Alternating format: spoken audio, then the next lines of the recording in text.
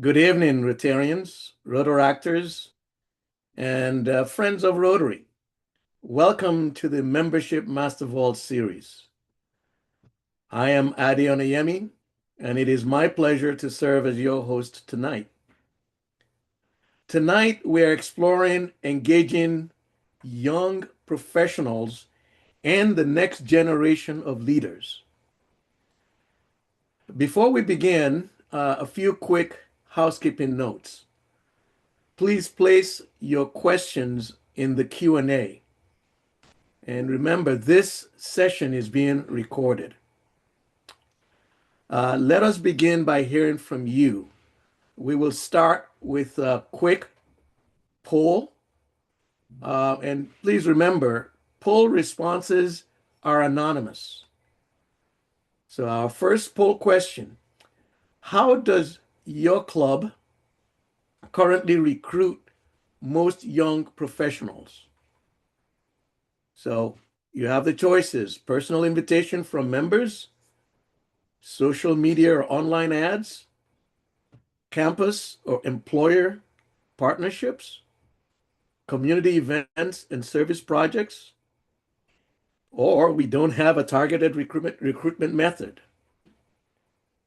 So we'd like to get a measure of what seems to prevail as we'll wait for your answers. All right, looks like it's coming. Oh, very good. So personal invitations, always the best from members. And it seems like a lot of you don't have a targeted recruitment method. So hopefully after tonight, you'll develop one. So thank you very much for that. All right. Now, thank you for participating. Now let us try something different. In the Q&A in the chart, please share the approximate average age of your Rotary or Rotaract Club membership. Let us see what the demographics, looks like, from tonight from those in the room. And thank you for helping us make this an interactive session. All right, now I am pleased to introduce our moderator. Please welcome Dimitris Harrell. Dimitris will guide our interactive discussion with two incredible Rotary leaders. Ben Bauer, past district governor, and Annie Carricito, a global youth leadership advocate. And with that, I turn the program over to Dimitris Harrell. Thank you, Addie, and always a pleasure to have you as our host. And tonight, we are going to have such an innovative discussion and conversation among two of our Rotary and Rotaract's fine leaders. And so, Ben and Annie, I invite you to join.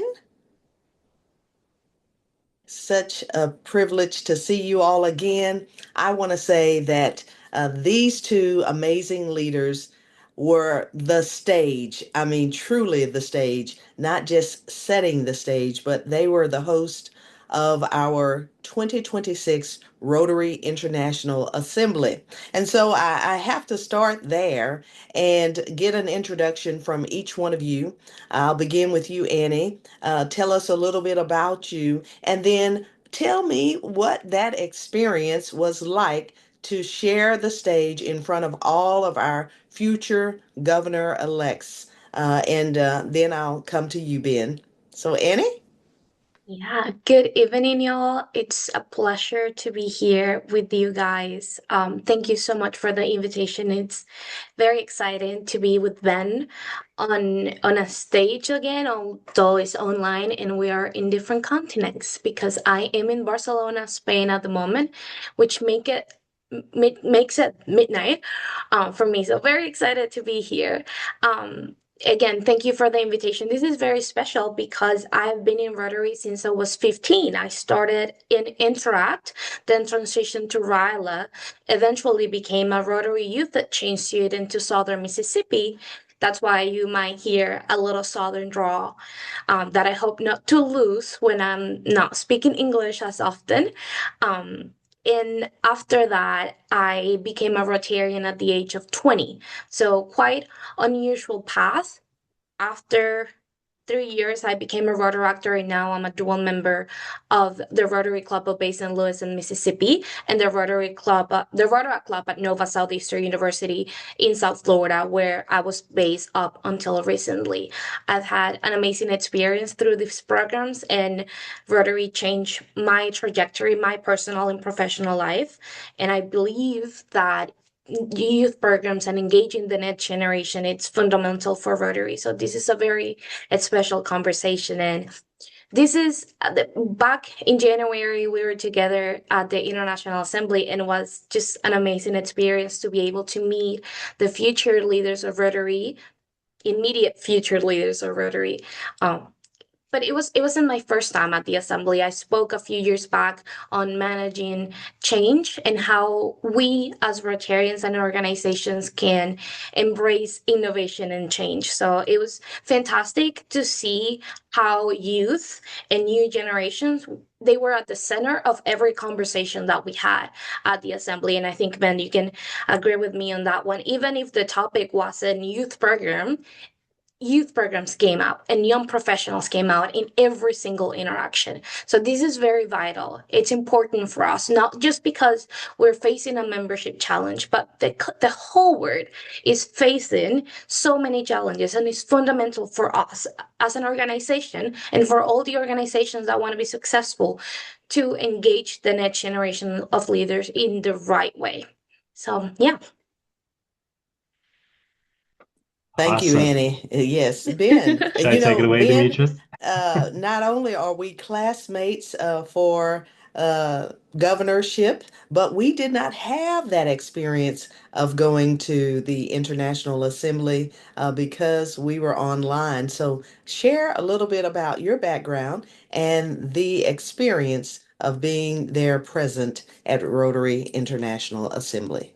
Sure. Thanks, Demetrius. And I'll just say that, yeah, me being at the International Assembly in person, the in-person experience was probably the second coolest part of that week. The first coolest part was being able to spend some time with Annie and get to know her very well. So you're second to none, Annie, that is for sure. But yeah, as Demetrius said, we had a really interesting experience doing our International Assembly as governors-elect virtually, which, not knowing what the International Assembly was like, I had a great virtual International Assembly experience, got to meet my classmates and learn from so many great learning facilitators and people that made that event happen. But as you might expect, the in-person experience, no doubt, undoubtedly was better and, life-changing, like so many other great experiences in Rotary. Sharing the stage with Annie. And, I think Annie touched on a really important point about how youth programs and young professionals and shifting our perspective on Rotary to make sure that we're attractive to that next generation and changing things like our club model while still honoring the legacy that Rotary has built over all of these years came up quite often. And I think if you just look at the people that were on stage at the International Assembly, so many of our speakers, dynamic young leaders, really making a significant change in their communities and around the world. So, I mean, we weren't just talking the talk at International Assembly, we were walking it by showing you how young people are making a difference and are able to present themselves and articulate really well and share their ideas and share their gifts with what they're doing for Rotary. So yeah, I can't say enough. I could talk for the whole hour about my experience at International Assembly, getting to know so many amazing people, spending some extra time with the president line and the speakers backstage. I mean, just an amazing experience. But yeah, as a brief introduction to myself, as Demetrius mentioned, I past district governor back in 22-23, got to share the Imagine Rotary year with Jennifer Jones, which was an honor for sure. But I think it's a little kismet for me to be here speaking about youth programs and attracting young Rotarians because that's really how I kind of became a real Rotarian. I joined Rotary to help grow my business and get the networking and community connections out of Rotary. And very quickly kind of became that Rotarian that sat in the back, sat at the same table, and stopped showing up for a while.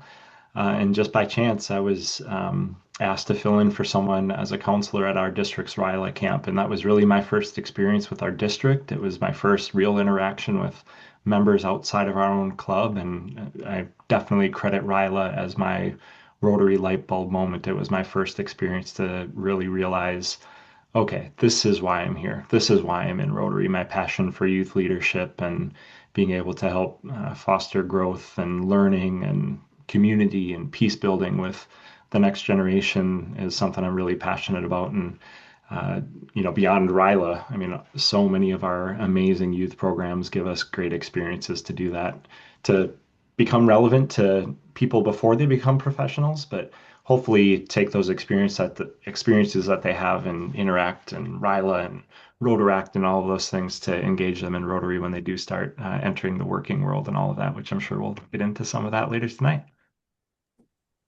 Thank you. Thank you both. I have been honored to be in your presence and to observe the, to me, incredible leadership that you share. And that's one of the things that we have to understand is that every member has contributions that they share and that they drive to the success in the communities that we all serve. So I want to start with asking you both this question, and we'll just have this as a conversation and collaboration around how we engage and how we are able to recruit as well as retain young members in Rotary and Rotaract.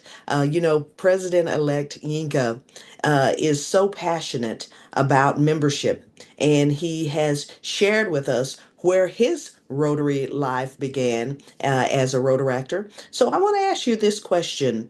How do we, as a Rotary International organization, cultivate the opportunity to grow our membership with younger leaders? Annie, we'll begin with you. I love that question. And I think Rotary has a built-in pipeline with youth programs. We really truly invest so much money, time, and energy in creating these programs, but we often don't see that return on investment. I would like to share with you some numbers that we gathered a few years back. I had the pleasure of serving the same year that you guys serve as district governor. I was serving as the chair of the first Youth Advisory Council for the Board of Directors of Rotary International. And we identified that Rotary has around 300,000 young leaders participating in youth programs every year. If we do the math a little bit and go to the 50 years that Rotary has had Youth Exchange, RILA, and Interact, we can calculate that about 4 million people have participated in youth programs. Then we look at the reality of the 1.2 million members, and the math doesn't add up. We have a very good system in recruiting young leaders. We have a very good system in having amazing experiences for them in RILA, in Youth Exchange, in Interact. I don't think I've ever met, and I might be biased, but I don't think I've ever met anybody that has gone to RILA and said, whatever. They all loved it. They all say that it was a life-changing experience. Not even Youth Exchange that you spent a year abroad. It's a life-changing experience that we do very well. We know how to create amazing experiences for young leaders. We lacked on the gap is what happens after. I love a quote from President-elect Yinka that says that we have invested so much in youth and we have done nothing to consciously retain them and invite them back. Right? I think a great way to do that, there's so many, but a great way starting with knowing who they are in your club, in your district. Ensure that you have sort of a database of those the young participants and their parents, because young people, we don't use email very often and we change it, but their parents, they don't. And if we are concerned about youth protection guidelines, so we have to be very aware, very conscious of it. Engaging the parents is a great way to stay in touch with the participants, and make sure that we create a path for them to know, okay, so I did RILA. After RILA, I'm going to go to the Interact Club in my high school. Or if there's not an Interact Club in my high school, I'm going to found an Interact Club. And after, I think there's, I don't think, I was introduced to the concept of Rotaract while I was at RILA, while I was a youth exchange student. So where I go to school, I'm gonna go find that Rotaract club. And if we do that well, it's about a 7, 8 years that you have had a full-on Rotarian. By then, they're not leaving. They are not leaving.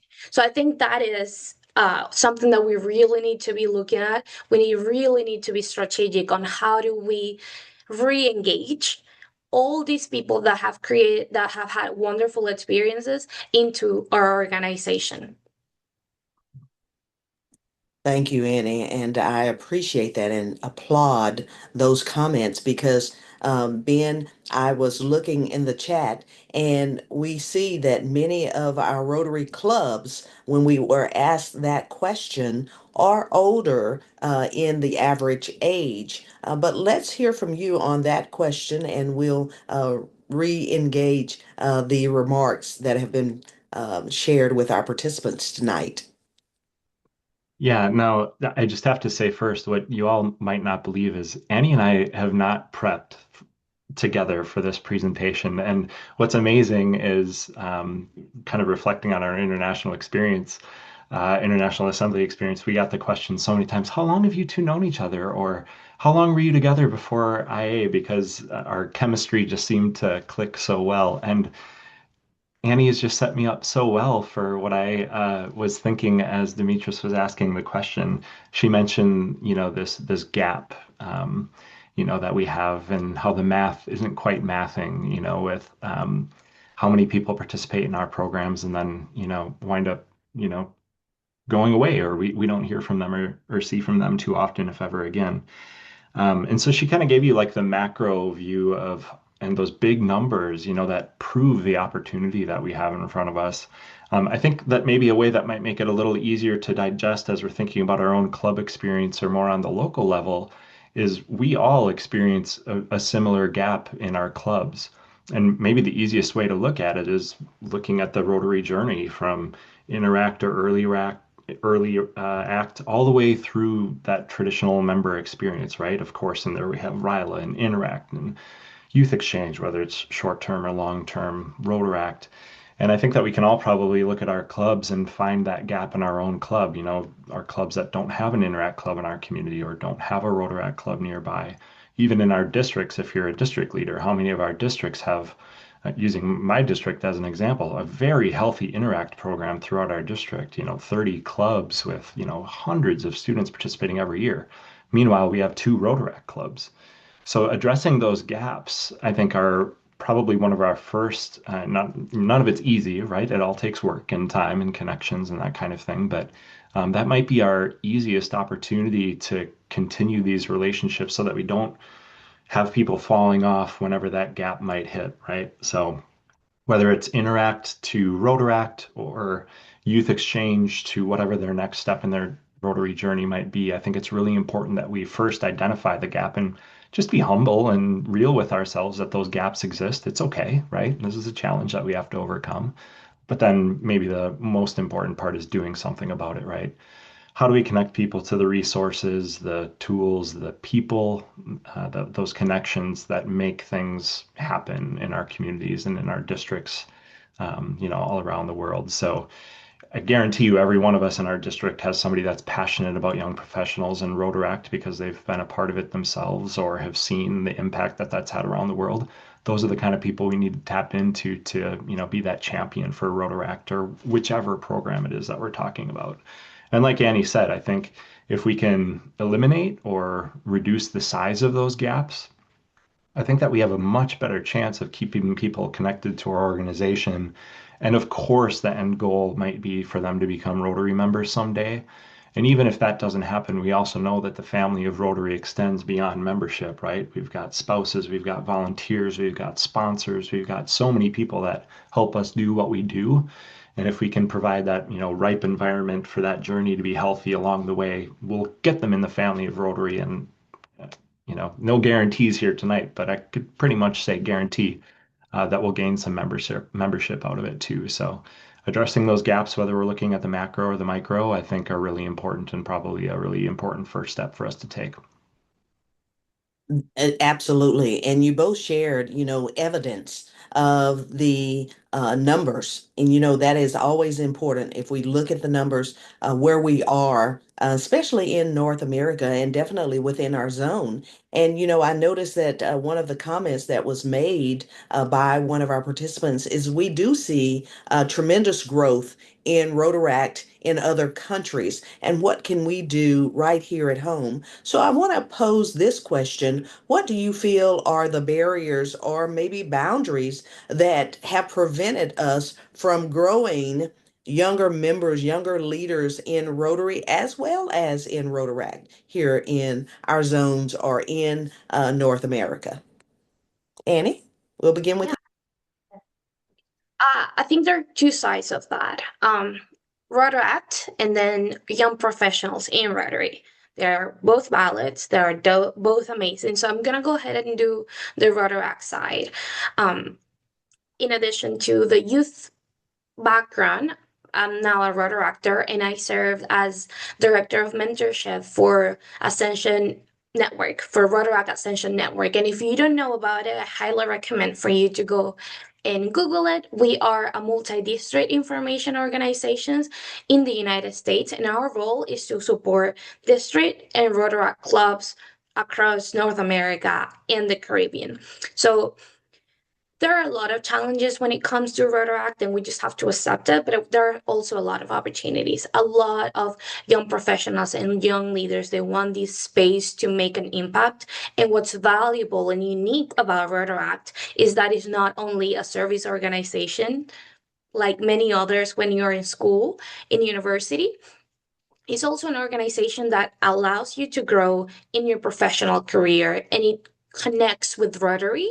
That Rotary clubs are an amazing opportunity to connect with mentors within your career. A few of the challenges that Rotaract faces is most of the Rotaract clubs in North America are school-based, are university-based, and they're pretty much treated as interact clubs. And Rotaract clubs are not interact clubs. The Rotaractors are 23, 24 years old that are living on their own, wanting to make a difference in their community, but they're pretty busy. They don't know about Rotary, so they don't prioritize Rotary.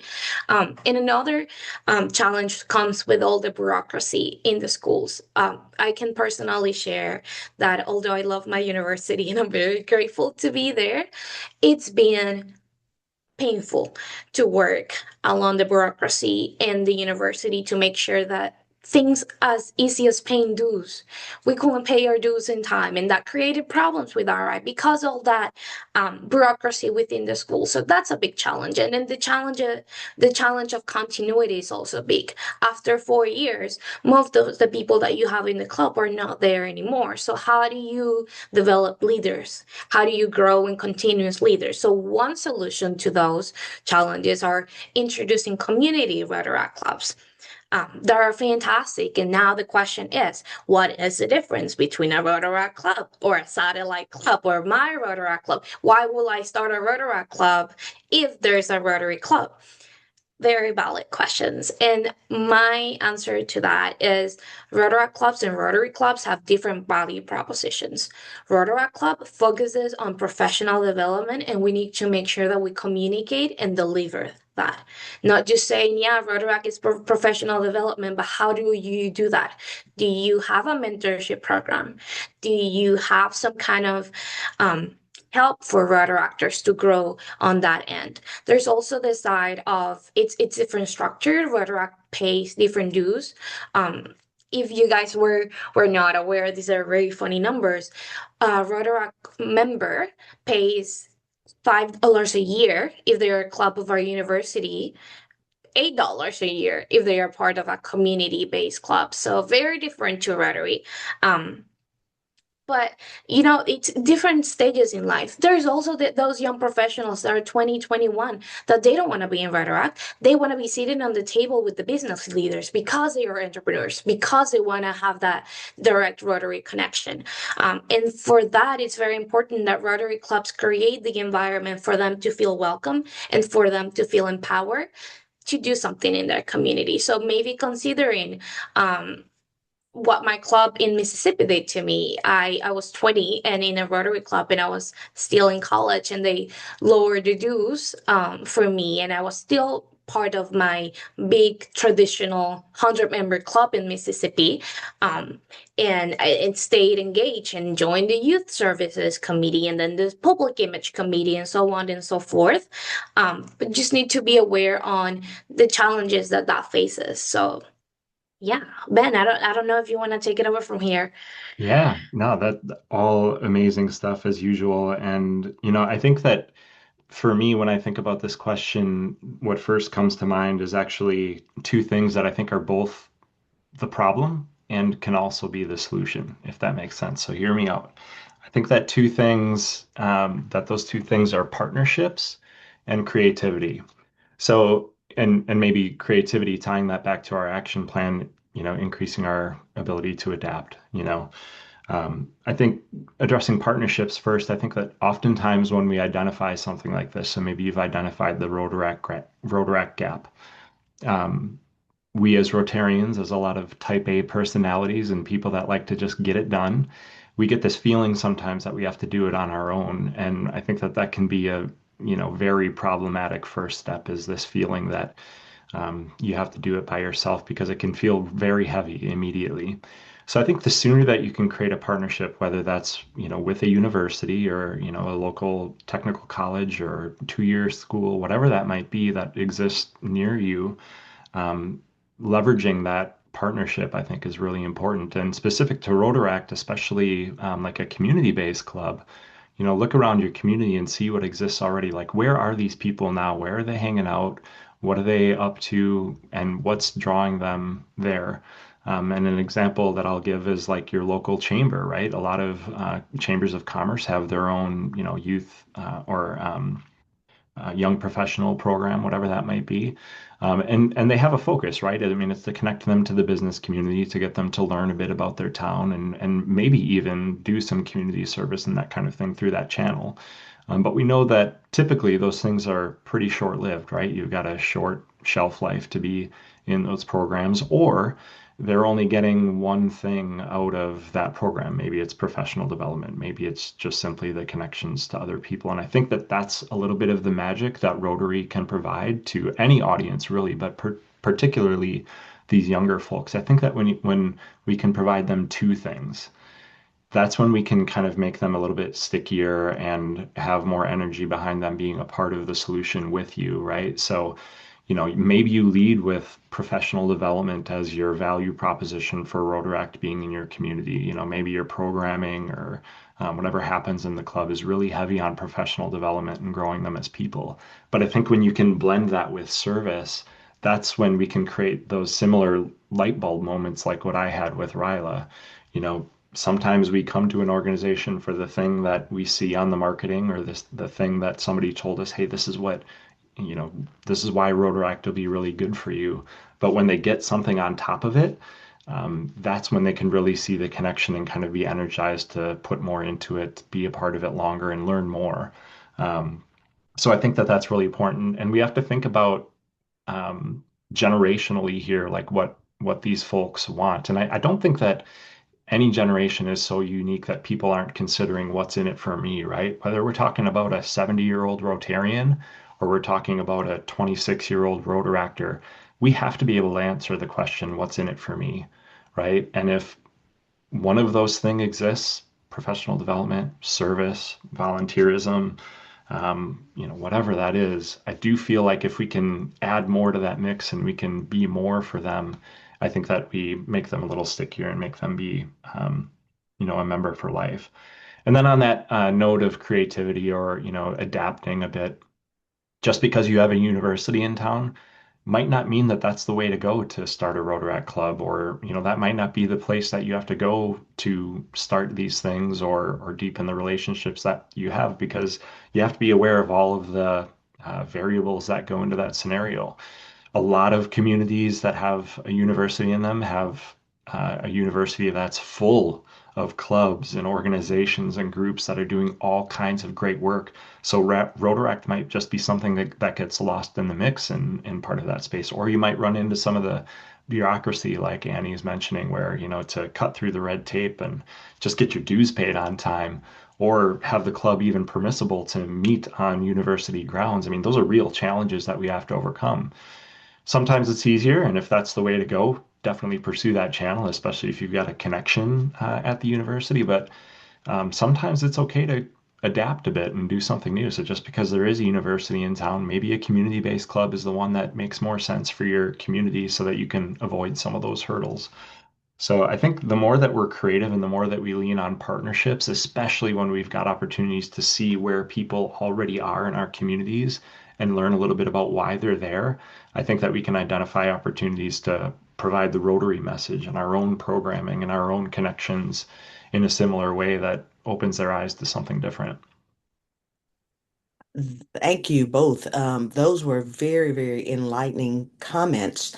And you both talked about challenges, but also leveraging. And I like that cohesiveness in how we engage our younger people and getting them to align with the mission. I can definitely say, and I've seen it with you, that Rotary has personally given us opportunities to further develop our leadership skills. And we have to share that with individuals within our communities and within our clubs, letting them know that they are a part of our success. So let's take a moment. We will have an opportunity to also look at our question and answers that our participants are sharing. But I always love that we have wonderful leadership behind the scenes working hard. And so I want Farron and Lloyd to pull up our next poll question so we can get some interaction within our group. And this, of course, is which engagement approach would most increase young adult participation? Let's see what our audience has to say.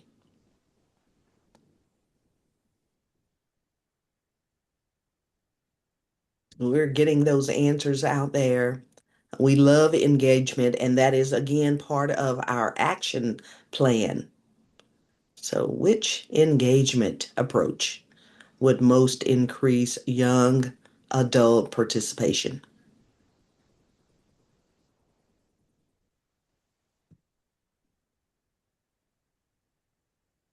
Let's see what we're getting from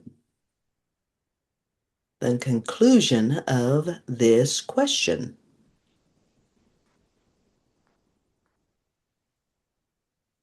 Hmm.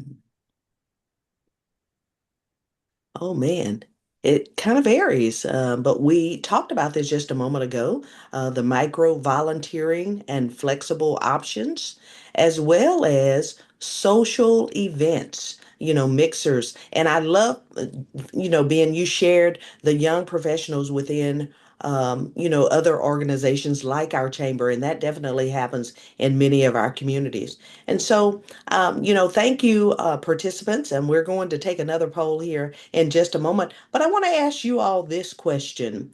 When we think about your leadership and the purpose of you being a part of this wonderful global initiative, what do you feel that this has done to align with your Rotary's mission as well as your local community needs? You being a Rotaractor or Rotary, how has that aligned with the mission that Rotary International has and how you have served to commit to those community needs within the areas that you reside? Annie, how about I go first on this one? Ben, yes, Sure, Ben. Well, using my personal story as I think a really great example of this, And I mean, Rotary has so many different ways to create this same experience for darn near every member, is connecting people to something that already exists inside them, something they're passionate about or something that they care about. And, I think the reason that Rilo was my light bulb moment was because prior to joining Rotary, I had done a lot of work in the youth leadership space. I was a big FFA kid in high school, if any of you know what the National FFA organization is, Future Farmers of America. I wasn't in it for the agriculture. I was in it for the leadership and personal development that happens in that organization going back to my middle school years. Um, and so, I was always really active and involved and was, on student council and in leadership in so many clubs and all of those things. And then after college, when I got into the working world, that was definitely like a gap in my heart that I felt. Luckily, I had some opportunities to continue that work through college and shortly thereafter. But when that work kind of stopped for me, just as I got a little older and, started working and things, um, that was definitely a gap that I was feeling, and Rotary gave me a space to reconnect with that kind of work and that kind of impact with people.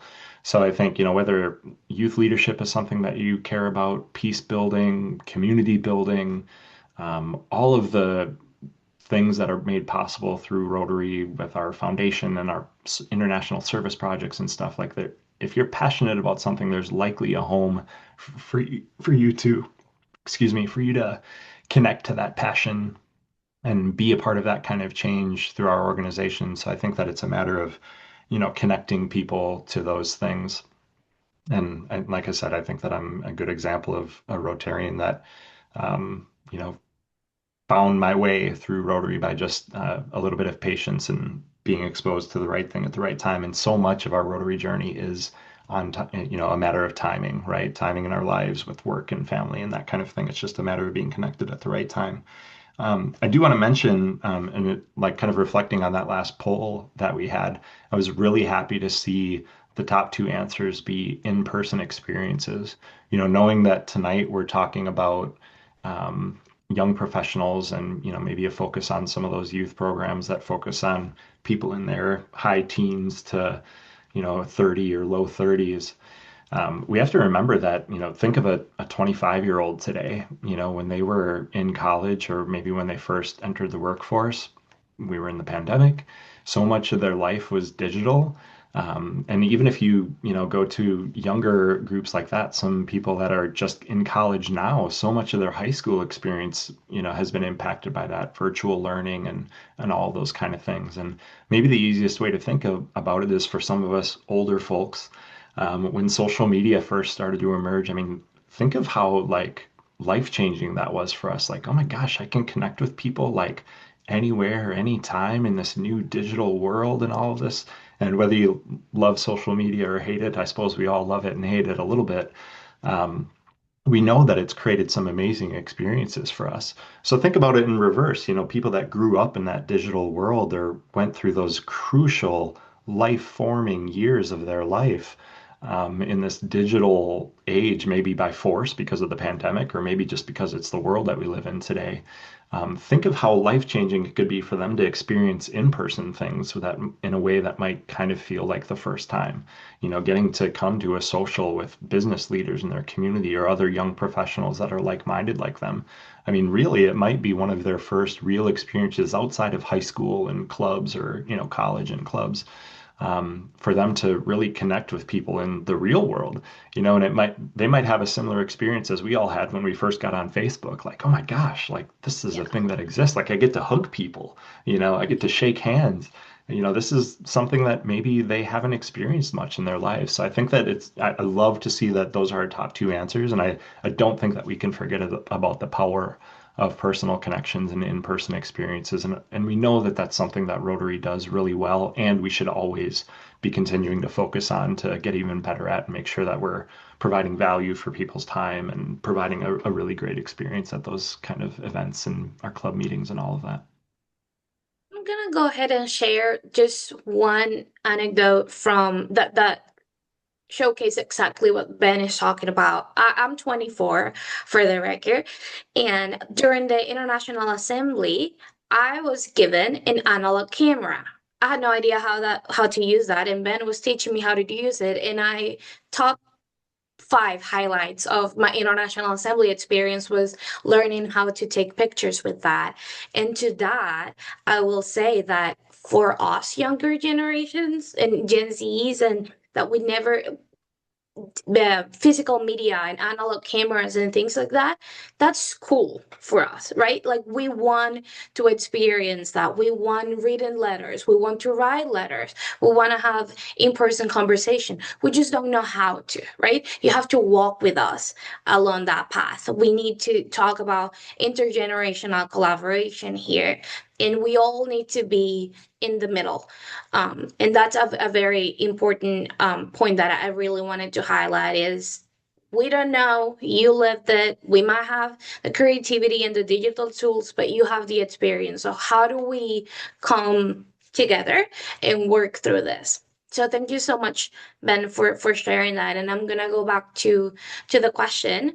Um, on mission and how I've personally found and aligned my mission with Rotaries. And I think I was born and raised in Venezuela, in the beginning of the worst one of the worst humanitarian and social and political crises that our hemisphere has seen. And from a very early age, I was very aware of the community needs, and I always wanted to do something. And I found that vehicle through Interact, that not only gave me the opportunity to do something good in my community, but found what I was good at and say, okay, so I am very good at planning. I can help plan, and maybe this other person is very good at fundraising. So identifying what my skills were and how I can put my skills to service was fantastic. And it went to the next level once I became a youth exchange student in southern Mississippi, and I was able to help Venezuela with the projects that my Interact and my Rotary Club in Mississippi were doing. So that just sparked the light of on my mission, or something that I really like doing is connecting people, to create lasting change, which kind of aligns a lot with Rotary's action plan and the vision statement.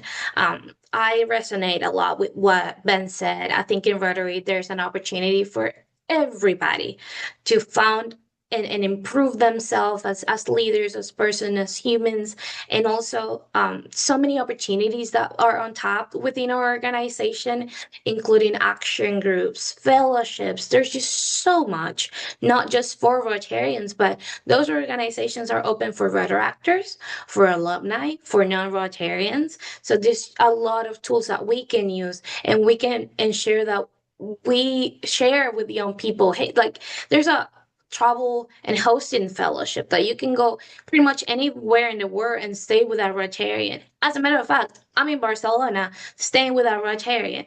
And a little, if you need to come to 2029 Rotary International Convention in Barcelona, we'll be happy to have you. I just had to say that.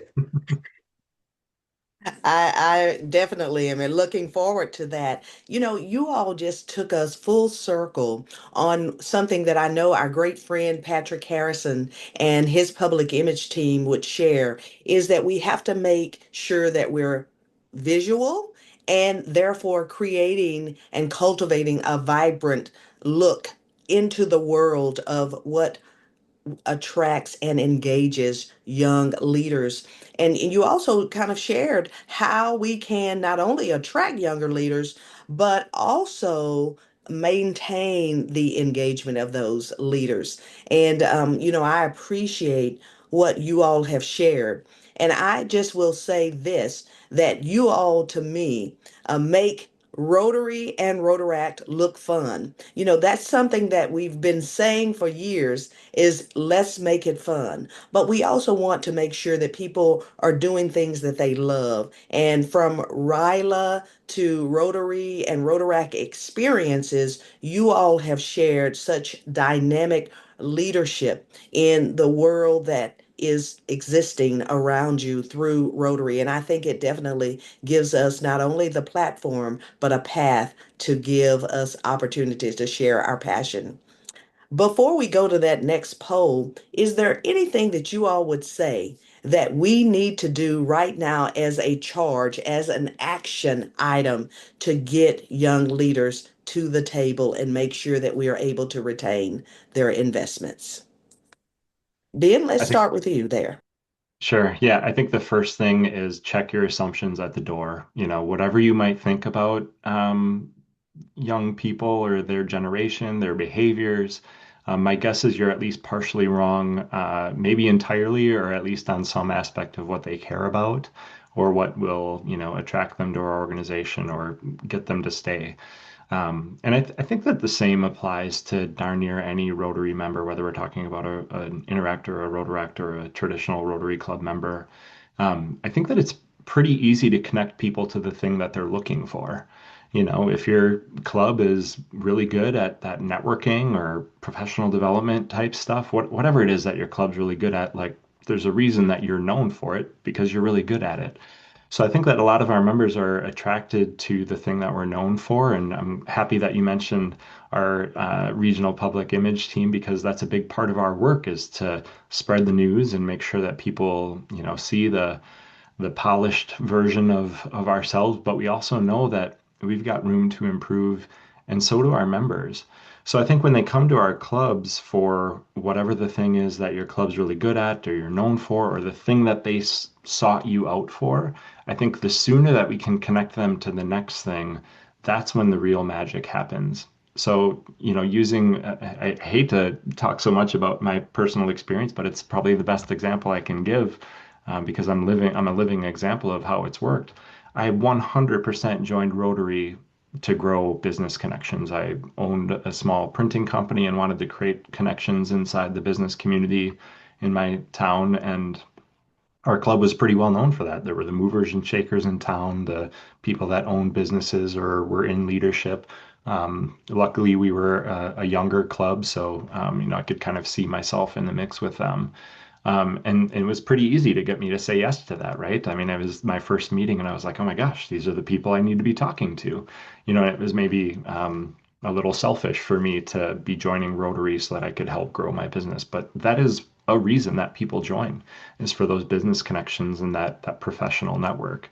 And just as my experience was the case, I think it's the case for a lot of members where once they connect with that part of our club that they sought us out for, it's pretty easy for that to become old news, and that was absolutely my experience. After a couple of years, I felt like I'd kind of met everyone and, started sitting at that same table with my closest Rotary buddies and that kind of thing. And it wasn't until I got connected to the next thing where I realized what more was available for me inside our amazing global organization. So I guess that would be my challenge to you all is to check the assumptions at the door. Just because you see Ben Bauer who came to your club to make business connections, that might not be the reason that he stays. He might need to see something else or be connected to something else that he cares about. And don't assume that it's youth leadership. Don't assume that it's global peace. Don't assume that it's an action group. Ask great questions and make sure that you're doing the best that you can to create awareness for all of those things that exist. I love that. I love that. We're going to hear from another dynamic leader, a woman who knows Rotary well as a past district governor. But 1 minute, Annie, would you summarize in that question as we're bringing Kristen, who has done wonderful work in new club creation, because that's another element of how we bring new, younger leaders to the table. But we're going to give you a minute to summarize, and then we're going to pass the torch to another wonderful, remarkable leader in Rotary, past district governor, Kristen Salazar. There's one thing that I can say is start collecting the data, accurate data of the participants of youth programs. Ensure that you follow the guidelines that need to be followed, but ensure that you collect their data, who they are, what's their email, who are their parents, and use that after. Don't just send an email saying, hey, John Rotary is like, hey, are you interested in X, Y, C, D? Come on this way, and have somebody there that say, hey, you're welcome here. Come on and sit with us. Collect the data, use it reach out and ensure that they feel like they belong or they could belong once you invite them. Thank you. Thank you both. You've shared such insight to how, one, we will work together to get more younger leaders in North America, definitely within our zone. And we want to definitely have you back as guest. Not only are you leading the way through pets and pals, but you're also doing the work. And we appreciate the action and we appreciate seeing you all on stage. Again, thank you so very much. And please hang back and look at some of these questions that have been given to us and feel free to comment in our Q&A. So Kristen, let's bring it all together in New Club Creation. Thank you so very much. Awesome. Well, thank you for giving me an opportunity to share with you guys tonight. So good to see Ben and Andy on here, two of my favorite Rotarians for sure. So yeah, I just want to share a little bit of information with you guys about the New Club Creation team. So I'm actually a founding member of this team. We started earlier or last year, maybe around the middle of last year. And we initially started as a resource to help clubs, districts, just start new clubs. And we have received such positive feedback on what we're doing and so many suggestions on how we can improve that we've morphed and kind of expanded the tools that we're providing. So when it comes to talking about, engaging younger members, bringing in younger members, the New Club Creation team is a resource that you guys can definitely use. I can tell you guys just earlier today, I had a conversation with a Rotarian in Virginia. And she said, hey, look, I've got a Rotary Club. We meet at 7:30 in the morning every other Wednesday. And it's getting tougher and tougher for us to get younger Rotarians in. So we talked about things they can do and decided, hey, why don't you start a satellite? And the satellite will meet in the evenings at maybe a fun spot. And they are going to start a satellite club. And so for a satellite club, you need 8 people. They already have 6 people who are committed to joining that club. So using the tools that the New Club Creation team can provide, not only are we going to talk to you about maybe starting a new club, but we also have a new initiative called Club Refresh. And so we are working on clubs that maybe feel like they're getting stagnant. I think we all get to that point, right, where we have a club and we notice that the members no longer really want to participate in service projects or fundraisers that we have because people just get burnt out. And so we need new people coming in the door so that they can help kind of re-energize what we're doing and maybe help us figure out new projects that we can do. So this is something that the New Club Creation team, I don't know, we're almost like your therapist, your counselors to help you figure out, the problems that you might be experiencing and stagnation and growth and help you come up with a solution. So if you don't already have the app on your phone, if you go to the App Store and type in Club Creation Team, you can find our app there. Just set up an account. You can go through and schedule an appointment to meet with various members of our team. If you're looking to start a new club, we kind of have that broken down into a 4-step process. If you need to do a club refresh, we've got that broken down into a process as well. If you're not comfortable doing the app on your phone, if you just go to clubcreationteam.org, you can set up an account on your computer and it provides you with the same exact functionality that you can receive on the app. So definitely take advantage of those tools that you guys have. I know we'll continue the conversation offline about bringing in younger Rotarians.